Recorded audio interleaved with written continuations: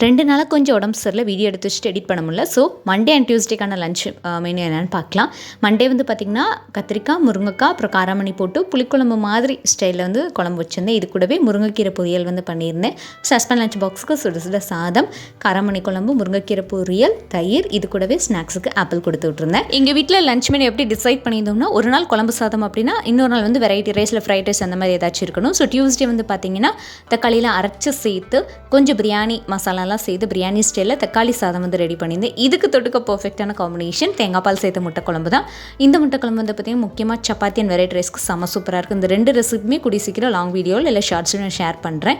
So தக்காளி சாதம் வந்து பார்த்திங்கன்னா என்றைக்குமே இல்லாமல் அவ்வளோ டேஸ்ட்டாக வந்துச்சுங்க. காரணம் வந்து தக்காளி வந்து நல்ல பழமாக புளிப்பாக நல்லா டேஸ்டியாக இருந்துச்சு.